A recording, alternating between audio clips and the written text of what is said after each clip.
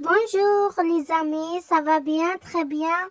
السلام عليكم، مرحبا بكم في قناة إيمان أحمد.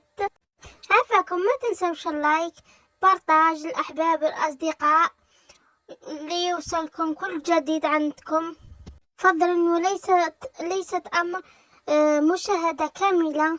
إن شاء الله تعجبكم هذه جينواز، كيك جينواز. دوب المقادير: عندنا كاس بيض، ربع حبات بيض، عندنا كاس سكر، شوية ملح،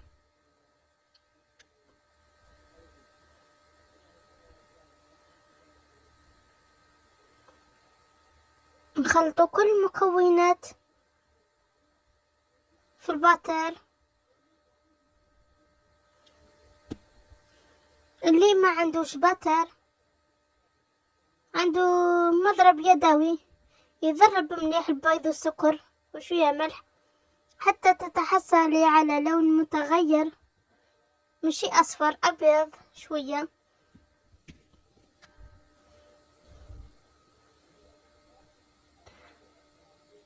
حتى نتحصل على لون جميل سنعود بعد قليل.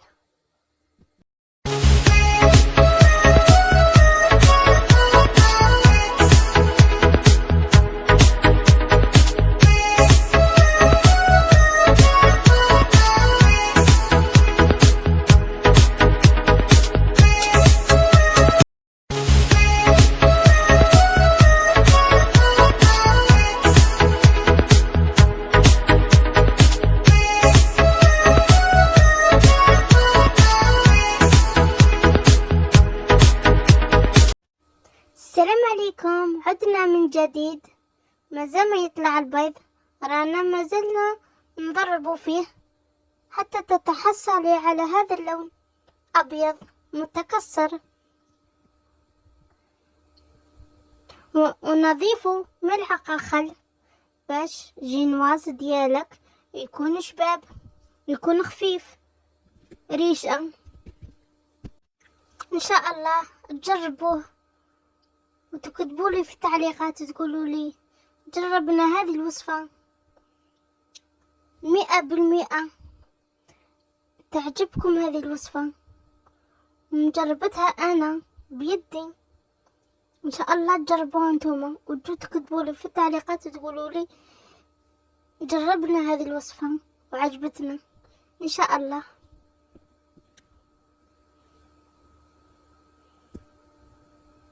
سمحوا لي راني أصور بيد واحدة. إن شاء الله مرة أخرى نصنع لكم ذاك خيم شونتي باش تجي معاها في هذه 3 أيام ولا 4 أيام، نصنع لكم إن شاء الله. نديرو كاس فرينة، نديرو كيس خمارة تاع الحلوى حتى تتحصلي على عجينة متماسكة، شوية ثقيلة. دوك نوريلكم القوام ديالها كيف تكون متماسكة. خلطوا جيدا الفرينة باش ما تكونش كويرات تاع الفرينة تبقى لكم في فمه.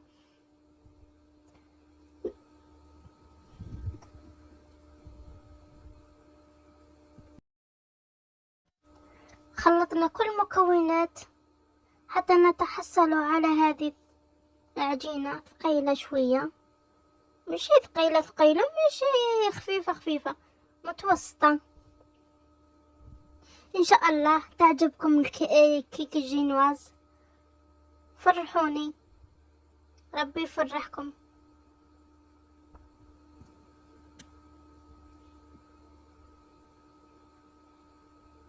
ما تنسوش بارتاج للناس والأصدقاء.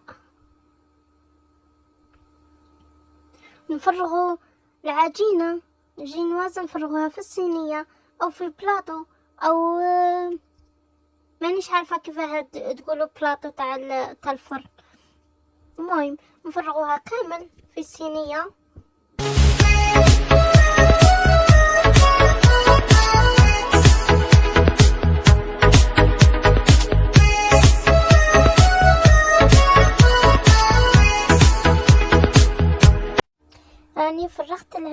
الآن في الصينية نجيبو سباتي نمسحوه من الفوق، حاجة خفيفة باش ما تكونش جهة طالعة وجهة حاطة، لازم تكون نيشان.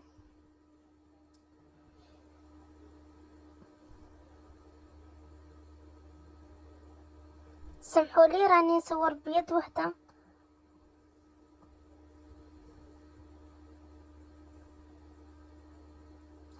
حتى نتحصلوا على هاك الشكل.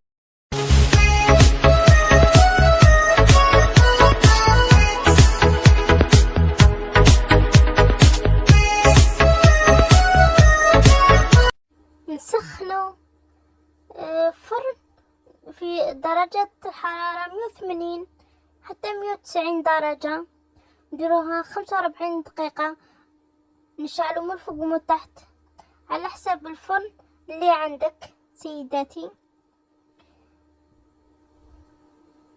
راني دخلتها للفرن،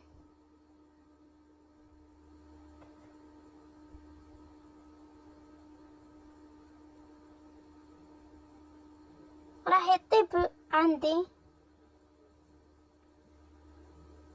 خطاي شوية ونقلعها.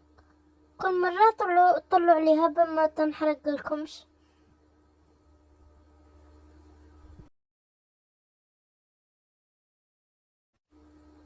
راني خرجتها من الفرن. ما أجمل هذه الكيكة جينواز، يا سلام، راهي تهبل. إن شاء الله مرة أخرى نصنع لكم لاك خيم شانتي وشكل مفاجئ لكم إن شاء الله. تلوي الجينواز، تلويه بشوية باش ما يتكسر لكمش. دسمو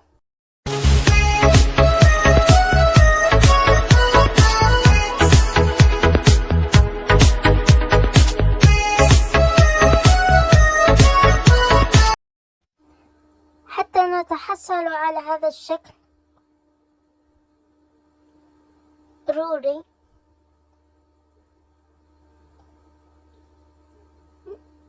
نجيبو طرشونة أو كتانة مقية اللي عندك جيبيها وغمديها تتحصلي على شكل جميل فاني. كي تكون سخونة على هواك لويها وتبقى لك مسقمة. إن شاء الله تعجبكم هذه الوصفة، جربوها 100% تنجح لكم. ما تنساوش لايك، وشكرا بزاف على المتابعة ديالكم. الله يحفظكم والله يعطيكم ما تتمنوا في قلبكم، وشكرا بزاف لكم. ان شاء الله مرة اخرى نديركم لك خيم شانتي. شكرا.